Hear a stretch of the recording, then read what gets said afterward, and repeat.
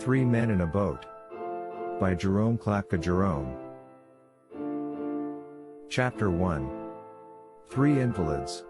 Sufferings of George and Harris. A victim to 107 fatal maladies. Useful prescriptions. Cure for liver complaint in children. We agree that we are overworked, and need rest. A week on the rolling deep, George suggests the river. Montmorency lodges an objection. Original motion carried by majority of 3-1. There were four of us, George, and William Samuel Harris, and myself, and Montmorency. We were sitting in my room, smoking, and talking about how bad we were. Bad from a medical point of view, I mean, of course. We were all feeling seedy, and we were getting quite nervous about it. Harris said he felt such extraordinary fits of giddiness come over him at times, that he hardly knew what he was doing, and then George said that he had fits of giddiness too, and hardly knew what he was doing. With me, it was my liver that was out of order. I knew it was my liver that was out of order, because I had just been reading a patent liver pill circular, in which were detailed the various symptoms by which a man could tell when his liver was out of order. I had them all. It is a most extraordinary thing, but I never read a patent medicine advertisement without being impelled to the conclusion that I am suffering from the particular disease therein dealt with in its most virulent form. The diagnosis seems in every case to correspond exactly with all the sensations that I have ever felt.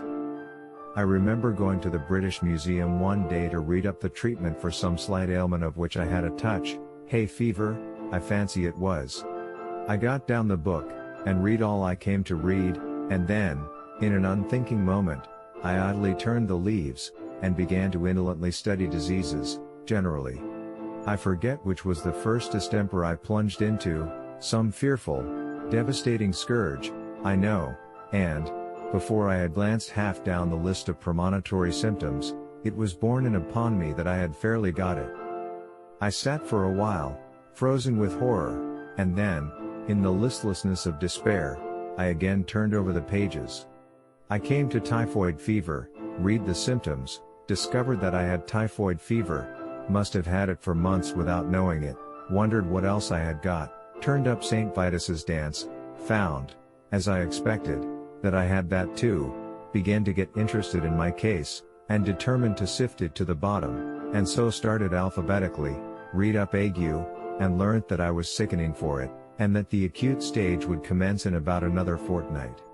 Bright's disease, I was relieved to find, I had only in a modified form, and, so far as that was concerned, I might live for years.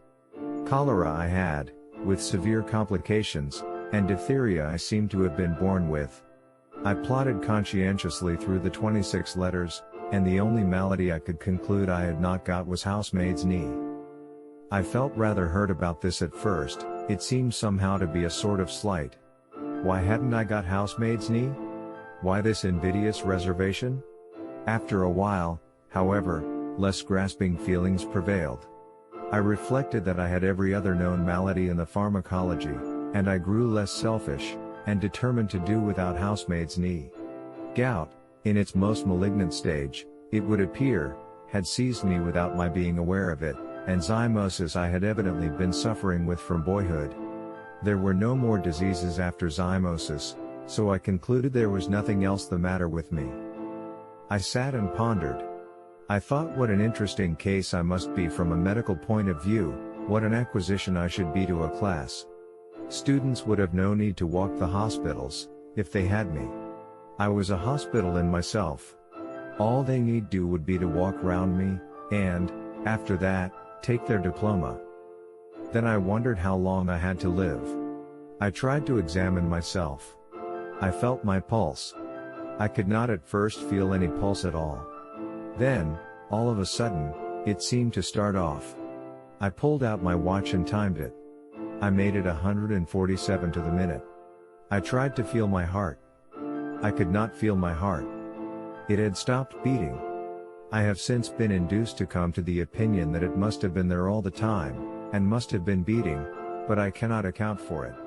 I patted myself all over my front, from what